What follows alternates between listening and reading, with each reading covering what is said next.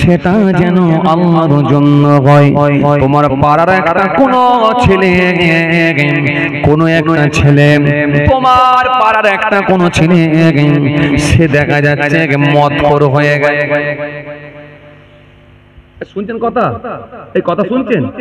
মাতাল হয়ে গেছে।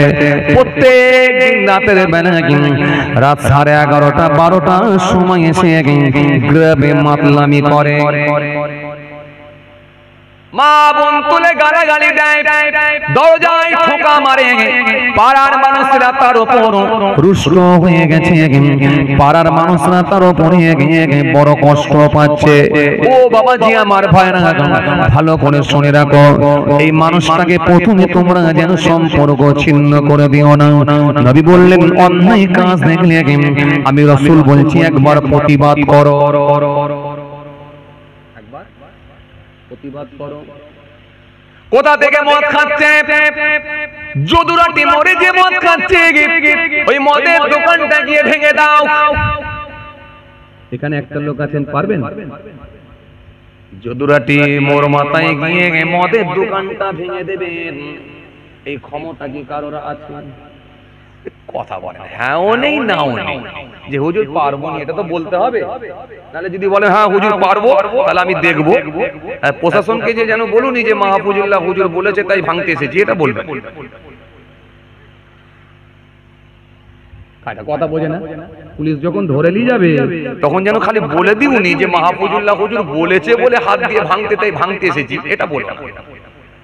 তুই বলবি নিজে ভাঙতে এসেছি, পারবে? এটা কিছুই বলে না তো।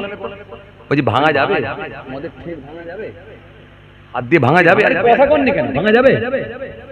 আমি তো আছি এখনো স্টেজে, কিছুতে একটা ব্যবস্থা হবে ইনশাআল্লাহ। হ্যাঁ না কিছু বলতে হবে তো। বলছি হাত দিয়ে কি ভাঙা যাবে? যাবে না তো? যাবে না। ১,৫০০ বছর আগে আমার নবীও জানে ভবিষ্যতে আমার উম্মতদের মধ্যে এটা সম্ভব হবে না। কত জ্ঞান আমার নবীর মধ্যে আল্লাহ দিয়েছেন। আমার নবীকে আমার আল্লাহ কি জ্ঞান দিয়েছেন? পৃথিবীর জমিনে যদি আমার নবীকে জিজ্ঞাসা করা হয় পানির নিচে কি আছে, আমার নবীকে আল্লাহ সেই জ্ঞান দিয়েছেন। আসমানের উপরে কি আছে, আমার নবীকে আল্লাহ সেই জ্ঞান দিয়েছেন। হাওয়ার জ্ঞান, জমিনের জ্ঞান, পৃথিবীর জ্ঞান, নবমণ্ডল ভূমণ্ডলের জ্ঞান, সব থেকে শ্রেষ্ঠ জ্ঞানী আমার নবীকে করেছিলেন। as a teacher, as a leader, as a commander, Muhammad Islam has been the most practical and most successful of all prophets. সেই নবীকে আল্লাহ এমন জ্ঞান দিয়েছিলেন, সব রকমের জ্ঞান দিয়েছেন। কত জ্ঞান আমার নবীর মধ্যে। এই জন্য নবীর টিচার পৃথিবীর কোন মানুষ নয়। নবীর টিচার মাস্টার, নবীর উস্তাদ হলো স্বয়ং রব্বুল আলামিন আল্লাহ পাক। জোরে হবে না? এই জন্য আমার আল্লাহ কোরআনের মধ্যে বললেন, আমার নবী একটা কথাও নিজে থেকে বলে না। আমার নবী একটা কথাও নিজে থেকে বলে না। যেটা আমি আল্লাহ বলতে নির্দেশ করি, যেটা আমি আল্লাহ বলতে আদেশ করি, যেটা আমি আল্লাহ বলতে বলি, সেটাই আমার নবী মানুষের সামনে বলি। এই জন্য আমার নবীর জ্ঞানের কাছে কোনো জ্ঞান হতে পারে না, কারণ রাসূলুল্লাহর মাস্টার টিচার পৃথিবীর কেউ নয়, স্বয়ং আল্লাহ নিজেই নবীর মাস্টার ছিলেন। আমার নবী জানিয়ে দিলেন ১,৫০০ বছর আগে। আমার নবী জানতে পারলেন এটা তাদের দ্বারাই সম্ভব হবে না। কত দূরদৃষ্টি সম্পন্ন নবী, কেমন জ্ঞানী, কি জ্ঞান আল্লাহ দিয়েছেন। আমার নবী সঙ্গে সঙ্গে অপশন দিলেন, ও আমার উম্মতেরা, যদুরাটিতে গিয়ে তোরা মদের দোকানটা ভেঙে উড়িয়ে দিতে পারবি না, হাত দিয়ে পারবি না, আমি নবী জানি। এই জন্য ২ নম্বর অপশন তোদেরকে দিচ্ছি, যদি হাত দিয়ে যদি নাও পারি, অন্তত একবার জবান দিয়ে ও প্রতিবাদটা কর। হবে না? আরো যদি হয় না, যদুরাটি মদের দোকান যে দোকানদার দোকানদারটা দেখলেন আবার একটা মুসলমান ভাই, এ মদের দোকান করেছে আর তার দোকানে বড় মুসলমানের আড্ডা হয়ে গেছে। অনেক মুসলমান ওই দোকানে এসে মদ খেয়ে গ্রামে গিয়ে গ্রামের পরিবেশটাকে নষ্ট করছে, মাতলামি করছে। আপনি যখন বুঝতে পারলেন ওটা মুসলমান দোকানদার, লজ্জা নাই ভয় নাই, কোন একটা সময় তার কাছে যান, দূর থেকে ডাকেন ভাই এই দিকে এসো ভাই, তাকে একটু ডাকলেন, ডেকে বললেন ভাই তুমি তো মুসলমান আর আমিও তো মুসলমান, তোমার নবী আখিরি নবী হযরত নবী মুহাম্মদ মুস্তাফা সাল্লাল্লাহু আলাইহি সাল্লাম, আমার নবী হযরত নবী মুহাম্মদ মুস্তাফা সাল্লাল্লাহু আলাইহি ওয়াসাল্লাম, তোমার আল্লাহ যিনি আমার আল্লাহ তিনি, তুমিও কলেমা পড়েছো লা ইলাহা ইল্লাল্লাহ মুহাম্মাদুর রাসূলুল্লাহ সাল্লাল্লাহু আলাইহি ওয়াসাল্লাম, তুমিও কলেমা পড়েছো ভাই আর আমিও কলেমা পড়েছি, কিন্তু তোমার ভেতরে কি এটা জানা নাই এটা হারাম জিনিস, হারাম জিনিসটা বেচাটাও হারাম, এই হারামে কোনোদিন বরকত হতে পারে না, তোমার কি এটা জানা নাই? কেন আমার আল্লাহ কোরআনের মধ্যে বলেছেন ইন্নামাল খামরু ওয়াল মাইসিরু ওয়াল আনসাব ওয়াল আজলাম রিজসুম মিন আমালিশ শাইতান। কোরআনের মধ্যে আল্লাহ এক জায়গায় নয়, কম বেশি প্রায় 4 জায়গায় মদ সম্পর্কে আল্লাহ আয়াত দিয়ে হারাম করে দিয়েছেন। আল্লাহ ধাপে ধাপে 4টা আয়াত দিয়ে শেষে ক্লিয়ার করেছেন মদ তোমাদের জন্য হারাম। কারণ রাসূলুল্লাহ যখন ঘোষণা দিয়ে গেছে হারাম, আর পৃথিবীর জমিনে কোনোদিন সেটা হালাল হবে না, আর নবী যেগুলোকে বলেছে হালাল সেটা পৃথিবীর জমিনে কোনোদিন আর হারাম হবে না। চূড়ান্ত ফায়সালা আমার রাসূলুল্লাহ তিনি করে দিয়ে চলে গেছে। জোরে বলতে পারেন না? আরো জোরে হয় না? আল্লাহ নবী চূড়ান্ত ফায়সালা করেছেন। এই জন্য নবী বিদায় হজে ভাষণ দিতে গিয়ে বলেছিলেন হে আমার সাহাবীরা, কম বেশি প্রায় 1 লক্ষ সাহাবী, 1 লক্ষ সাহাবীর মাঝখানে উঠে আমার নবী বললেন ও আমার সাহাবীরা শুনে রেখে দাও, জেনে রেখে দাও, আমার আল্লাহ আমাকে জানিয়ে দিয়েছেন আর আমার আল্লাহ বলিয়ে দিয়েছেন তোমার ওসিলাতে আমি আল্লাহ কিয়ামত পর্যন্ত দিনকে পরিপূর্ণ করে দিয়েছি। আর এর মধ্যে কোনো মাইনাস নাই, কোনো প্লাস নাই, কোনো কাট ছাট নাই, কম বেশি করার মতো কারণ ক্ষমতা হবে না। কারণ নবী শেষ, নবী শেষ, নবী শেষ, আনা খাতিমুন নবী লা নবিয়্যা বা'দি, আমি হলাম জগতের শেষ নবী, আমার পরে আর কোনো নবী আসবে না। নবী যেগুলো চূড়ান্ত ফায়সালা করে বলে দিয়ে গেছেন হারাম হারাম, যেগুলো বলেছেন হালাল হালাল, চলবে যেগুলো বলেছেন চলবে, যেগুলো চলবে না কিয়ামত পর্যন্ত কেউ চালাবার ক্ষমতা হবে না। আর শুনছেন কিছু বাপ? আসেন, আজকে পুরোটা কিন্তু বাঁচার ওয়াজ হচ্ছে। আসেন, খেয়াল করেন, লক্ষ্য করেন, যেখান থেকে ছাড়ছি ওখান থেকে একটু করে ধরে বোঝাবার চেষ্টা করছি, সীমিত জ্ঞান বুদ্ধি থেকে খুব ভালো করে বোঝাবো। তাহলে 1 নম্বরে আপনি ভেঙে দিতে পারলেন না, এই মনে আছে তো? আবার আগে ফিরে এলাম, কথা মনে হয় বোঝেননি আপনারা, বুঝতে পারছেন? একটু আগের দিকে চলে এলাম, মনে করুন। তাহলে 1 নম্বরে হাত দিয়ে ভাঙতে পারলেন না, বন্ধ করতে পারলেন না, তখন আপনি দ্বিতীয় নাম্বার 2 নম্বর অপশন কাজে লাগালেন। সেটা কি? আপনি গেলেন গিয়ে বললেন ভাই, ও ভাই তুমি মুসলমান, আমার কাছে একটু এসো ভাই। এই মনে আছে তো?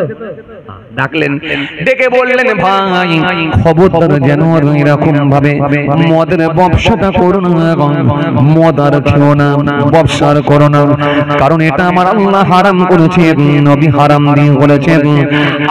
আপনি তাকে সুন্দর করে বোঝালেন, দিনের দাওয়াত, দিনের তালিম দিয়ে দিলেন। এসে গেছে মাশাআল্লাহ, ডেকে নিয়ে চলে আসো। এরাও বারবার ফোন করছে আমাকে, ডেকে নিয়ে চলে আসো। পাশে যাবো তো, আপনি চালিয়ে কোথায়? আচ্ছা মাশাআল্লাহ, ফুরফুরা শরীফ থেকে আমার মামাতো ভাইজান আলহামদুলিল্লাহ তিনিও তাসরিফ নিয়ে চলে এসেছেন। আমরা সকলে চিন্তা মুক্ত, খুব টেনশনে ছিলাম আমরা, তাই না? আমরা সকলেই চিন্তা মুক্ত আলহামদুলিল্লাহ। একবার উচ্চ আওয়াজে তাকবীর দেন, নারায়ে তাকবীর। আরে বাবা জোরে দেন না, নারায়ে তাকবীর। আরে খুশি মনে দেন না, নারায়ে তাকবীর। সিলসিলা মুজাদ্দিদ জামা, আওলাদ মুজাদ্দিদ জামা।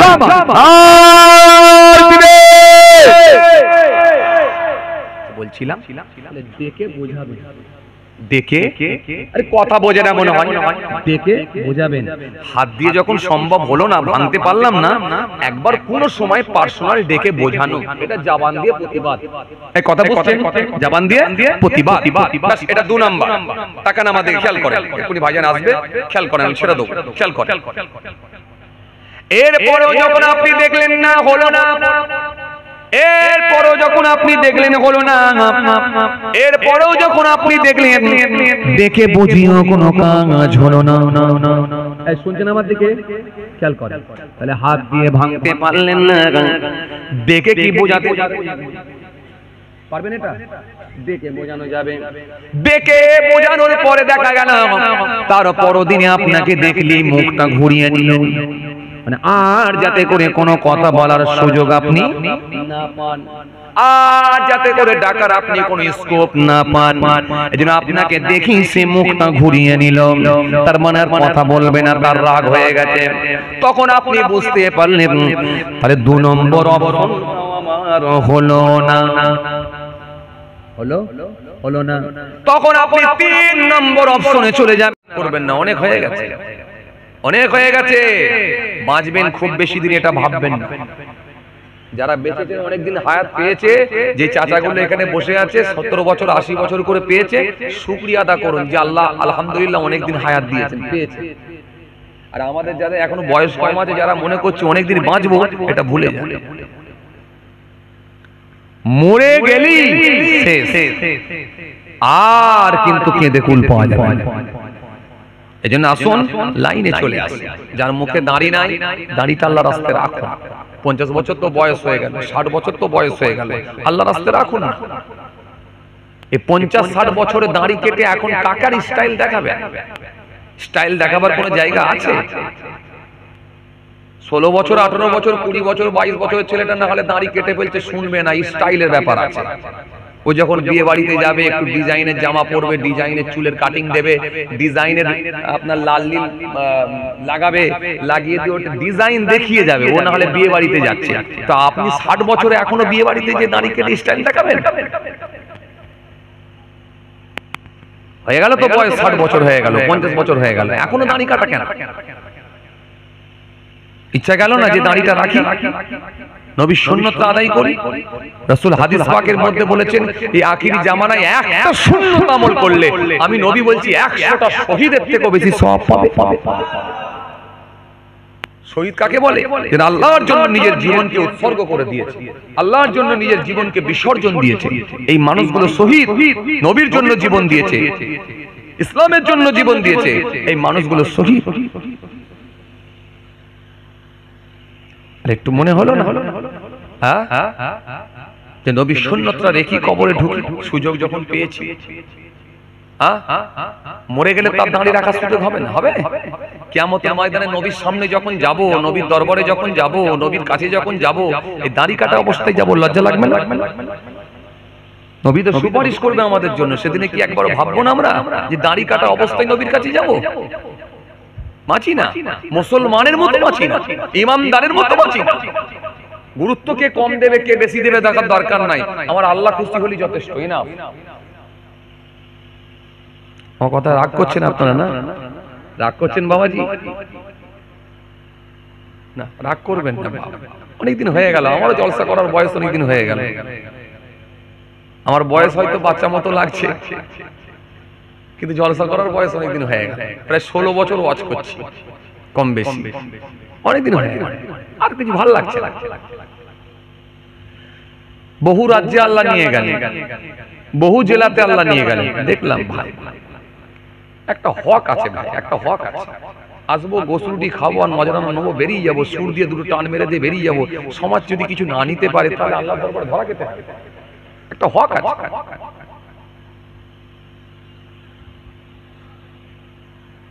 নবী বললেন মেনে নিলে আমাদের জন্য আমার রাসূলুল্লাহ আছেন যথেষ্ট, কোনো টেনশন নেই, কোনো টেনশন। হে তরুণিয়া, নওজওয়ান জওয়াকেরা, হে আমার মুরব্বিয়ানিরা, বাবা রাসূল রেখে দিয়ে আল্লাহ নবীকে জিজ্ঞাসা করা হলো, আইয়ুন নাসি খায়রুন ইয়া রাসূলুল্লাহ, ইয়া রাসূলুল্লাহ, হাবিবাল্লাহ, হুজুর কোন মানুষটা সবথেকে ভালো মানুষ হুজুর? কোন মানুষটা আল্লাহর কাছে সবথেকে প্রিয় মানুষ হুজুর? কোন মানুষটা নেক মানুষ হুজুর? কোন মানুষটা আল্লাহর কাছে সবথেকে প্রিয় ব্যক্তি হুজুর? আইয়ুন নাসি খায়রুন ইয়া রাসূলুল্লাহ, ইয়া রাসূলুল্লাহ, হাবিবাল্লাহ, হুজুর কোন মানুষটা সবথেকে ভালো মানুষ আল্লাহর কাছে?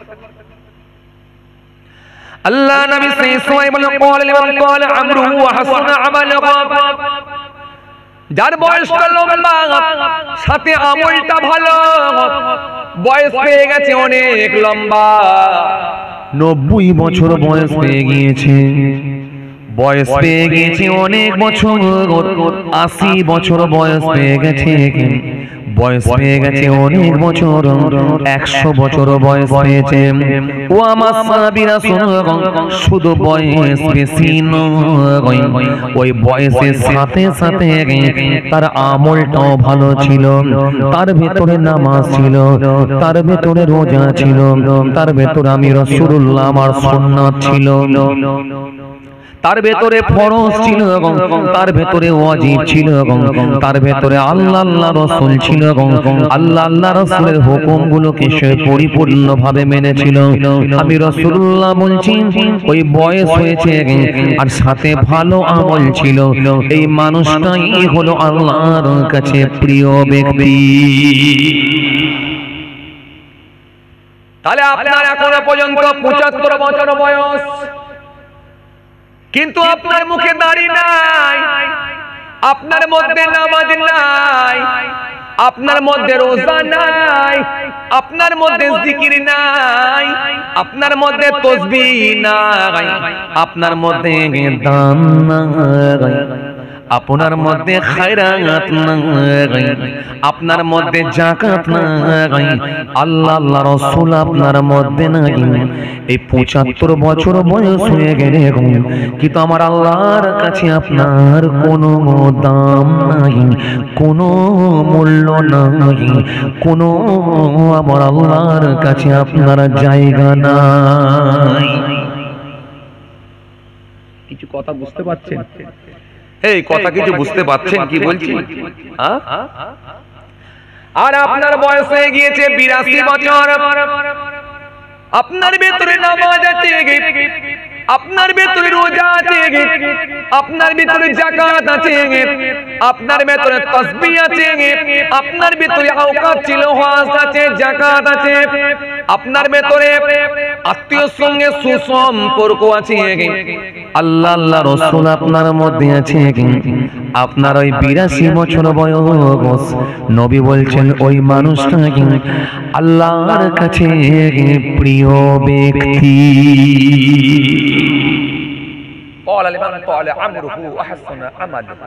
বয়স বেশি পেয়েছে, সাথে আমল ছিল তার ভেতরে, ওই মানুষটাই আমার আল্লাহর কাছে সব থেকে প্রিয় ব্যক্তি। কথা কিছু বুঝতে পারছেন? নবীকে সাহাবায়ে কেরামেরা ফির জিজ্ঞাসা করলেন, ইয়া রাসূলুল্লাহ, ওয়া হাবিবাল্লাহ, হুজুর বিয়াদবি নেবেন না হুজুর? ওয়াল্লাহ নবী, আপনি বলেছেন বয়স বেশি সাথে আমল ভালো, আমল যদি ভালো হয়ে যায় তাহলে আমলের ভেতরে কোন আমলটা আল্লাহর কাছে বেশি পছন্দনীয়, আমলের ভেতরে কোন আমলটা আল্লাহর কাছে বড় প্রিয়, সেই আমলটার নামটা একটু বলে দেন। আমল তো অনেক আছে, আমল তো অনেক আছে, আমল তো অনেক আছে, ভালো কাজ তো অনেক আছে।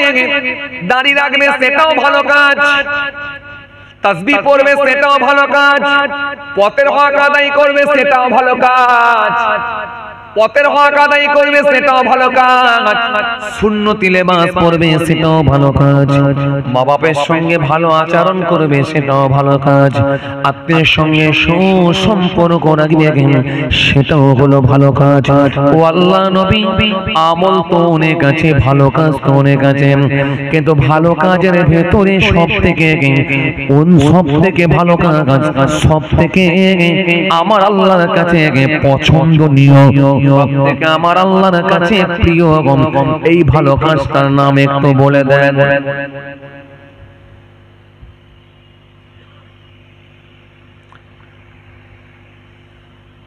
আইয়ুল আমাল আহাব্বু ইল্লাহ আযজা ওয়া জাল। ইয়া রাসূলুল্লাহ, হাবিবাল্লাহ, আমলের ভিতরে সবথেকে ভালো আমল কোনটা হলো? আল্লাহ নবীকে যখন জিজ্ঞাসা করা হলো হুজুর কোন আমলটা ভালো, কোন ইবাদতটা ভালো, কোনটা আমার আল্লাহর কাছে পছন্দনীয় হুজুর, আল্লাহ নবী সেই সময় বলল আমার সাহাবীরা শোনো, আমি রাসূলুল্লাহ বলি সবথেকে আমার আল্লাহর কাছে পছন্দনীয় আমল ভালো কাজ হলো ক্বালা আস-সালাতু আলা ওয়াক্তিহা, নামাজের সময়ে নামাজ পড়ে নেওয়া। জোরে হবে না? আরো জোরে হয় না? কিন্তু বড় দুঃখের সঙ্গে বলতে হয় 10 বছর শুনছে এক ওয়াক্ত নামাজ পড়ে না, 12 বছর শুনছে এক ওয়াক্ত নামাজ পড়ে না, 16 বছর শুনছে এক ওয়াক্ত নামাজ পড়ে না। জোহরের নামাজ নাই, আসরের নামাজ নাই, মাগরিবের নামাজ নাই, এশার নামাজ নাই, ফজরের নামাজ নাই। বিবেকটা কোনোদিন তাকে বলল না, তার মন তাকে কোনোদিন বলল না যেটা ভুল হচ্ছে, এটা অন্যায় হচ্ছে। এই অন্যায়টা সে নিজে কোনোদিন বুঝতে পারল না, নিজের ভুলটাকে কোনোদিন সে বুঝতে পারল না, ধরতে পারল না। নবী বলছেন ওই মানুষগুলো কি আমার ছাড়বে না। ও বাবাজি, আমার ভাইরা, আল্লাহ নবী সুন্দর করে বললেন আমলের ভেতরে সব থেকে ভালো আমল হলো নামাজের সময়ে নামাজ পড়ে নেওয়া। এই জন্য আপনি যত বড় ব্যস্ত থাকেন না কেন, যতই পেরেশানির মধ্যে থাকেন না কেন, যতই আপনি ব্যস্ত থাকেন না কেন, যতই আপনার ব্যস্ততা থাকুক না কেন, যত কাজ কর্মের চাপ হোক না কেন, আমার আল্লাহর হুকুম আপনাকে মানতে হবে। এমনকি নিঃশ্বাস যতক্ষণ চলবে, নামাজ ততক্ষণ চলবে। আপনি যদি দরিয়ার ওপর থাকেন, নৌকাতে আছেন, জাহাজে করে আছেন, ওই জাহাজের ওপরই দাঁড়িয়ে দাঁড়িয়ে আপনাকে নামাজ পড়তে হবে। আপনি যদি গাড়িতে থাকেন, গাড়িতে আপনাকে বসে বসে নামাজ পড়তে হবে। পাশাপাশি যদি কোনো মসজিদ পান, ওই মসজিদেও আপনাকে নামাজ পড়তে হবে। মসজিদ নাই, গাড়ি নাই, বাড়ি নাই, জাহাজ নাই, আল্লাহর জমিন আছে, ওই জমিনের উপরে ধোঁয়া গামছাটা বিছিয়ে দিয়ে পশ্চিম দিকে মুখ করে আল্লাহর নাম নিয়ে দাঁড়িয়ে আল্লাহ পাকে সিজদাটা দিতে হবে। এটাই হলো সালাত নামাজ। কথা বুঝতে পারছেন? হ্যাঁ, বহু মানুষ, বহু ছেলে আজকে নামাজ পড়ে না, নামাজ পড়ে, নামাজ পড়ে সব দিকে আছে। দেখে গ্রামে দান করতে হবে সেদিকেও আছে, ঈদের দিনে সোশ্যাল কাজগুলো করতে হবে সেখানেও আছে, বড় জলসা দিতে হবে সেখানেও আছে। ও বাবাজি, আমার ভাইরা, চাঁদ রাতে ভালো করে লাইটিং খাটাতে হবে, চাঁদ রাতে ভালো করে ফুল খাটাতে হবে, ঈদের মাঠটাকে পরিষ্কার করতে হবে সেখানেও আছেন। কিন্তু ছেলেকে জিজ্ঞাসা করে দেখেন, ওই ছেলের ভেতরে এক ওয়াক্ত নামাজ নাই। আজকে 28 বছর, 30 বছর, 22 বছর, 24 বছর করে বয়স হয়ে গেল, এখনো পর্যন্ত আল্লাহকে আগে সিজদাটা দিল না, স্মরণ করলো না। খালি মনে করছে আরো কিছুদিন যাক, আরো কিছুদিন যাক, বাঁচবো এখন অনেক দিন। ও ভাইরা, চলে সবাই, মনে ব্যথা নিও না, আমি তোমাদেরকে দুঃখ দেওয়ার জন্য বলি না। ওই মাটাই বকাবকি করে স্কুল না গেলে, ওই বাপটাই বকাবকি করে স্কুল না গেলে, ওই মাটাই বকাবকি করে টিউশন না গেলে, কিন্তু যে বকাবকি করেছে সে তোমার দুশমন নয়, বরং সে তোমার ভালো চাই বলে সে তোমাকে বকাবকি করেছে, যাতে করে ভবিষ্যতে তুমি একটা জায়গায় পৌঁছাতে পারো, এস্টাবলিশড হতে পারো, যাতে করে ভবিষ্যতে তুমি যোগ্য হয়ে পৃথিবীর জমিনে দাঁড়াতে পারো। এই জন্য তোমার মা তোমাকে বকাবকি করেছে, দুপুরে ভাত দেয় না, স্কুল যাও না। এই জন্য তোমার বাপ বকাবকি করেছে, টিউশন যাও না, তোমাকে ভাত দেয় না। কিন্তু সেই মা বাপকে যেন শত্রু ভেবো না, সে মা বাপ নিশ্চয়ই তোমার ভালো জন্যই করেছে। হুজুর এসে তোমাকে বকাবকি করতে গিয়ে, ও যুবক, হে আমার ভাইরা, তোমরা আমাদেরকে বড় ভালোবাসো, মহব্বত করো, এলাকায় গিয়ে তাকবীর দিয়ে দিয়ে নিয়ে যাও। কোন রাস্তাঘাটে মোর মাথায় চৌরাঙ্গে মরে দেখা হলে, ভাইজান একটু চা খান, একটা বিস্কুট খান ভাইজান, কি খাওয়াবো তুমি খুঁজে পেও না, এত মহব্বত করে ভালোবাসো। কিন্তু তোমাকে এসে আজকে আমি দুটো কড়া ভাষায় যে বলে দিয়ে যাচ্ছি, ভেবো না যে আমাদেরকে বকাবকি করছেন, না না, তোমাকে বকাবকি করছি না, বরং তুমি যদি মেনে নিতে পারো নিশ্চিত ভাবে তুমি আল্লাহর কাছে প্রিয় ব্যক্তি হয়ে যেতে পারবে। তোমার মধ্যে যদি নামাজ না থাকে, এই ফুল খাটিয়ে কোনো লাভ হবে না। তোমার মধ্যে যদি নামাজ না থাকে, ঈদের মাঠটা পরিষ্কার করে কোনো লাভ হবে না। তোমার মধ্যে যদি সালাত না থাকে, তোমার মধ্যে যদি নামাজ না থাকে, তাহলে আর কোনো দান করে লাভ হবে না। তোমার মধ্যে যদি নামাজ না থাকে, তাহলে মনে রেখো এই সুন্দর লাইটিং করেও কোনো লাভ হবে না। কেন রাসূলুল্লাহ বললেন, ক্বালা আস-সালাতু আলা ওয়াক্তিহা, নামাজের সময়ে নামাজ পড়ে নেওয়া, এটা আমার আল্লাহর কাছে প্রিয় আমল। আর একমাত্র নামাজি পারে মানুষকে অন্যায় মুক্ত করতে, নামাজি পারে মানুষকে পাপ মুক্ত করতে। আজকে এত অন্যায় কেন বাড়ছে বলে?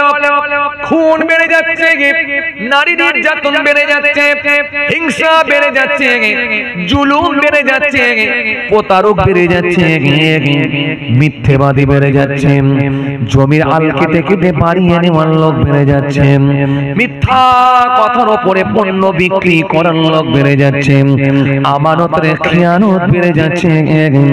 এই মানুষ কখনো ভালো হতে পারবে না যদি একমাত্র ধর্ম তাদের মধ্যে না থাকে। ধর্ম যদি তাদের ভেতরে থাকে, তারা যদি নামাজ আদায় করে, এই নামাজই তাকে একমাত্র অন্যায় মুক্ত করতে পারে। যদি হবে না, তুমি জোহরের নামাজ যখন পড়ে নেবে, এই জোহর থেকে নিয়ে আসর পর্যন্ত, এই জোহর থেকে নিয়ে আসর পর্যন্ত এই যে মাঝখানে একটা গ্যাপ, তুমি যদি 5 ওয়াক্ত নামাজি হতে পারো, তোমার বুকের ভেতরে এমন ভাবে ভয় ভীতি ঢুকে যাবে, এই জোহরের নামাজ থেকে নিয়ে যখন আসরের নামাজ আসবে, তুমি অন্যায় কাজের দিকে অগ্রসর হলো কিন্তু করতে পারবে না, দাঁড়িয়ে যাবে। কেন? তোমার বুকের ভেতরে সেই ভয়টা কাজ করবে মালিক রব, আমি তো এখনই তোমাকে স্মরণ করব, আসরের নামাজ পড়ব, আর এই অন্যায় কাজটা আমি কেমন করে করতে পারি? পারবে না, পারবে না, পারবে না। আসরের নামাজ পড়ে যখন কোন অন্যায় কাজের দিকে যাবে, অমনি দেখবে মাগরিবের নামাজ তোমাকে মাঝে মাঝে স্মরণ করিয়ে দেবে, বান্দা এখনই তো তুমি মাগরিবের নামাজ পড়বে, তুমি আসরের নামাজ পড়ে এসেছো, তুমি কেমন করে অন্যায় কাজ করতে যাচ্ছ? ওই মাগরিবের নামাজটাকে যখন স্মরণ করিয়ে দেবে, ওই বান্দাটার দেখবে, ওই বান্দাটার দেখবে অন্যায় কাজের দিকে ধাবিত হতে পারবে না। মাগরিবের নামাজ পড়ে যখন কোন অন্যায় কাজের দিকে ধাবিত হবে, অমনি দেখবে এশার নামাজের কথা তার মনে আসবে, এখন তো আমি আল্লাহকে স্মরণ করব, আর আমি কেমন করে আমি এখনই অন্যায় কাজের দিকে যাব? না না না না না, তার বুকের ভিতরে ভয় ঢুকে যাবে। এশার নামাজ পড়ে বান্দা যখন খেয়ে দিয়ে শোবে, আবার ফজরের কথা স্মরণে আসবে। এজন্য কোরআন শরীফের মধ্যে আল্লাহ সুন্দর করে বললেন, ইন্নাস সালাতা তানহা আনিল ফাহশাই ওয়াল মুনকার, নিশ্চয় নামাজ সমস্ত রকমের অশ্লীলতা থেকে, নিশ্চয় নামাজ সমস্ত রকমের অন্যায় কাজ থেকে মানুষকে দূরে রাখতে পারে, নিশ্চয় নামাজ সমস্ত রকমের পাপ কর্মগুলো থেকে মানুষকে বাঁচাতে পারি। আল্লাহ কি বললেন? আল্লাহ বললেন নিশ্চয় নামাজ সমস্ত রকমের অন্যায় কাজ থেকে মানুষকে দূরে রাখতে পারে। কিছু কথা বুঝতে পারছেন? এই কথা কিছু শুনছেন? যুবক ভাইরা শুনছেন? এই নামাজ সমস্ত রকমের অন্যায় কাজ থেকে মানুষকে দূরে রাখবে। কে বলছে? আল্লাহ বলছে। আর সেই নামাজই যদি আপনার ভেতরে না থাকে, হিংসা বাড়বে না, অহমিকা বাড়ে আসবে না, প্রতারণার খাতায় নাম উঠবে না, মিথ্যার খাতায় নাম উঠবে না, লোকে ঝেড়ে ঝুড়ে নিয়ে বেরিয়ে যাবো এই মানসিকতা তৈরি হবে না, বাম্মাকে আইবির খুশি দেখাতে পিছপা হবে না। একমাত্র নামাজ আপনাকে সমস্ত রকম অন্যায় থেকে দূরে রাখতে পারে। এই রাসূলুল্লাহ বললেন সবথেকে ভালো আমল সেটা হলো সালাত, নামাজ। এই নামাজটাকে যদি সে পড়তে পারে, কায়েম করতে পারে, আর আল্লাহ তাকে বড় পছন্দ করেন, ভালোবেসে নেন। সবাই নামাজি হয়ে যান, নামাজি হয়ে যান। আল্লাহর রাস্তায় বলছি নামাজি হয়ে যান, হাতে ধরে পায়ে ধরে বলছি নামাজি হয়ে যান, নামাজি হয়ে যান, নামাজি হয়ে যান। আপনারা মুখে দাড়ি নাই, বয়স হয়েছে 40 বছর 50 বছর করে বয়স হলো, এই মুখে দাড়িটা রাখেন, আল্লাহ রাখেন। আর কি অনেকদিন তো হলো, নাতি নাতনি হয়ে গেল, সংসার হয়েছে, নাতি নাতনি হয়ে গেছে, ছেলের বিয়ে শাদী হয়েছে, বৌমা হয়ে গেছে, আবার কি আল্লাহ দাড়িটা রাখে। কথা কিছু বুঝতে পারছেন বাবা? ভাইরা আমার, বন্ধুরা আমার, সাথী মহব্বতের ভাইরা, ভুল বুঝবেন না, রাগ করবেন না। এই নামাজ আপনাকে সমস্ত রকমের অন্যায় কাজ থেকে দূরে রাখবে। এই জন্য আমার নবী সুন্দর করে বলেন, এই নামাজ পড়ে যখন তুমি অভ্যস্ত হয়ে যাবে, এই নামাজে যখন তুমি লেগে থাকবে, সমস্ত রকমের পাপ কর্মগুলো থেকে বেঁচে থাকবে, তুমি মুমিন ইমানদার হয়ে যাবে, তখন তুমি মিলিয়ে নিতে পারবে, বেছে নিতে পারবে। আল্লাহ নবী সুন্দর করে বললেন, সুন্দর করে হাদিস দিলেন। হাদিস রাজাতে উমামা থেকে বর্ণিত হাদিস, ওয়া নবী উমামা আন্না রাজুলান সাআলা রাসূলুল্লাহ সাল্লাল্লাহু আলাইহি ওয়াসাল্লাম মাল ঈমান ক্বালা ইযা সাররাতকা হাসানাতুকা ওয়া সাআতকা সাইয়্যাতুকা ফা আনতা মুমিনুন। আল্লাহ নবীকে জিজ্ঞাসা করা হলো, ওজনে বলেন কে ইমানদার, কে মুমিন বলে? আল্লাহ নবী সুন্দর করে বললেন, ক্বালা ইযা হাসানাতুকা ওয়া সাআতকা সাইয়্যাতুকা ফা আনতা মুমিনুন। আমি নবী বলি সেই মানুষটাই হলো ইমানদার হয়ে যাবে, যে মানুষটা কোনো ভালো কাজ করবে, ভালো কাজ করার সাথে সাথে আনন্দিত হবে, তৃপ্তি পাবে, তার মধ্যে দেখবে একটা মজা চলে আসবে। আজকে এখানে যারা ইসলাম নামাজ পড়েছে বসে আছে ওনাদেরকে একবার জিজ্ঞাসা করে দেখেন ওনাদের মধ্যে কত আনন্দ আছে, জিজ্ঞেস করে দেখেন ওনাদের মধ্যে যে অনুভূতিটা আছে, মজাটা যেটা পেয়েছে, তৃপ্তি যেটা পেয়েছে, যে অনুভূতি এসেছে, এটা একমাত্র এসার নামাজ পড়ে যারা বসেছে তারাই জানে। কিন্তু যাদের ভেতরে নামাজ হয় না তাদেরকে জিজ্ঞাসা করে দেখো মনের দিক দিয়ে এখন ব্যতীত হচ্ছে কি হয় না? মনের দিক দিয়ে ব্যতীত হয়নি? যে ছেলেগুলো যে লোকগুলো নামাজ পড়ে না, কোনোদিন নামাজ পড়ে না, এই যে আমি নামাজের কথা এখন বলছি, দেখেন তো ভিতরে জিজ্ঞাসা করে দেখেন, আফসোস হচ্ছে, দেখেন টেস্ট করে দেখেন, হুজুর তো কথা ঠিকই বলছে, ঠিকই তো বলছে, আমরা তাহলে তো ভুলই করছি, জিজ্ঞেস করে দেখেন ব্যতীত হচ্ছে, কষ্ট পাচ্ছে, মনের দিক দিয়ে কষ্ট পাচ্ছে, জিজ্ঞেস করে দেখেন। এখানে জিজ্ঞেস করলে তো আবার চিনে ফেলবে কে নামাজ পড়েছে আর কে পড়ে, কথা বলে, এখানে জিজ্ঞেস করলে চিনে ফেলবে না, কে পড়েছে আর কে পড়েনি চিনে ফেলবে, এই জন্য এখানে আর জিজ্ঞেস করতে পারছেন না। কিন্তু ওনাকে জিজ্ঞাসা করে দেখেন তো, আপনি বুকে হাত দিয়ে বলেন তো কেমন লাগছে, না আমি ভুলই করছি, ভুলই করছি, বলবে। আর যে মানুষগুলো নামাজ পড়েছে বসে আছে তাদের মধ্যে দেখুন আলাদা একটা মজা তৈরি হয়ে গেছে। এসা নামাজটা পড়ে নিয়েছি, পুরো ফ্রি হয়ে গিয়েছি, আর কোনো টেনশন নাই, আমার আল্লাহকে স্মরণ করেছি, নামাজ পড়ে নিয়েছি, আর এখন কোনো চাপ নাই। আবার আল্লাহ যদি হায়াতে রাখে ফজরের নামাজ হবে ইনশাআল্লাহ। ও বাবাজি আমার ভাইরা, এইভাবে যখন আপনি নামাজের সঙ্গে লেগে থাকবেন, এই নামাজ আপনাকে গার্ড করবে, আটকাবে, কোনো অন্যায় কাজের দিকে যেতে দেবে না। 5 ওয়াক্ত নামাজ আপনাকে ঘিরে রাখবে। আর এই নামাজ যদি আপনাকে পৃথিবীর জমিনে পাপ থেকে ঘিরে রাখতে পারে, আপনি যখন কবরে চলে যাবেন, কবরে যাওয়ার পরে দেখবেন আপনার এই আমল, আপনার এই নামাজ তখন দেখবেন মাথার দিকে এসে গার্ড করবে। কবরের মাটি যখন সংকীর্ণ হতে যাবে, ছোট হতে যাবে, আপনার পাজরাগুলো, হাড্ডিগুলো যখন ভেঙে দিতে যাবে, সঙ্গে সঙ্গে আপনার ওই নামাজ মাথার দিকে দাঁড়িয়ে যাবে, সঙ্গে সঙ্গে আপনার ওই রোজা পায়ের দিকে দাঁড়িয়ে যাবে, সঙ্গে সঙ্গে আপনার ওই যাকাত ডান দিকে দাঁড়িয়ে যাবে, সঙ্গে সঙ্গে আপনার ওই আমল, আপনার ওই রোজা, আপনার ওই আমল, সঙ্গে সঙ্গে আপনার ওই কোরআন পড়া বাঁ দিকে দাঁড়িয়ে যাবে।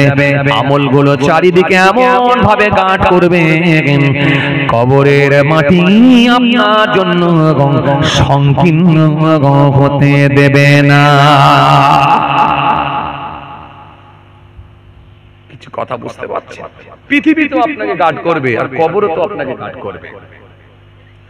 আর যদি নামাজ আপনার মধ্যে না থাকে, সালাত আপনার মধ্যে না থাকে, নামাজ যদি আপনার মধ্যে না থাকে, পৃথিবীতে আপনি পাপ থেকে বাঁচতে পারবেন না, আপনাকে আটকাতে পারবে না, আর কবরও আপনার পাশে কিন্তু ওই আমল দাঁড়াবে না। আমার রাসূল বললেন কবর এমন ভাবে পেশাই করবে, আল্লাহ নবী দুদিকের হাত খারাপ মুড়ে দেখিয়ে দিলেন, দুই দিকের কবরটা ছোট হয়ে ছোট হয়ে ছোট হয়ে ছোট হয়ে এত সংকীর্ণ হয়ে যাবে, এমন ভাবে আসবে, এমন ভাবে তার কবর গুলো, কবর দুই দিকের কবর এমন ভাবে আসবে, ভেঙে হাড্ডি গুলোকে ভেঙে করে গুঁড়ো করে একেবারে আটা করে ছেড়ে দেবে। মুহূর্তের মধ্যে কবর আবার প্রশস্ত হবে, চওড়া হয়ে যাবে। আবার ওই বান্দা দেখতে পাবে যে আবার কবরখানা ছোট হয়ে আসছে, কিন্তু মৃত্যু আর হবে না।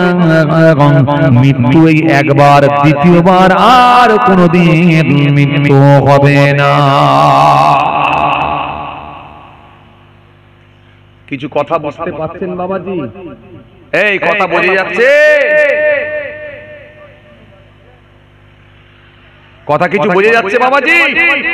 হ্যাঁ, আল্লাহর রাস্তায় হাত জোর করে বলছি, যাদের মধ্যে নামাজ নেই, নামাজটা আদায় করুন। নামাজ পড়ে অন্য কাজ করুন, নামাজ যেন ছেড়ে দেবেন। সালাত আদায় করুন, নামাজ আদায় করুন। নামাজ আদায় করলেই দেখবেন আপনার মানসিকতা পাল্টে যাবে। নামাজ পড়া শুরু করলে দেখবেন আপনার মধ্যে উদারতা আসবে। নামাজ পড়া শুরু করলেই দেখবেন আপনি ভালো হয়ে যাবে, আপনার মধ্যে শিষ্টাচার আসবে, আপনার কথাবার্তার টোন, কথাবার্তার ভঙ্গিমা আলাদা হয়ে যাবে।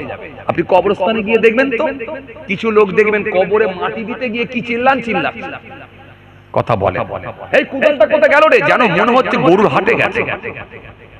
উদালটা কোথা গেল রে এইটা বলছে, এমন চিৎকার করে যেন হচ্ছে মারপিট করতে এসেছে। খবর নিয়ে দেখেন ওর মধ্যে নামাজ নেই, ও একজন লটারি খোর। ও লটারি খোর, ও গ্যাজারটানো হয়তো মারে, ওই জন্য কবরস্থানে ঢুকে গেছে বলে ওখানেও চিৎকার মারছে। কেন? ও কবরস্থান কোথা, লটারির দোকান কোথা বুঝতে পারছে না। কেন? ও হবে না, ওর ভেতরে নামাজ নেই তো, সালাত নেই তো, আমল নেই তো, ওকে নরম করবে কে?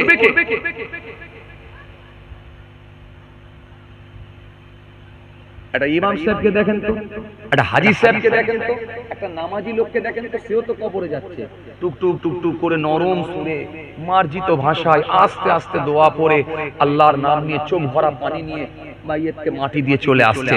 সে জানছে আল্লাহ আর কদিন রেখেছো আমাকেও জানি না, আমারও বুকের উপরে মাটি দিয়ে চলে আসবে।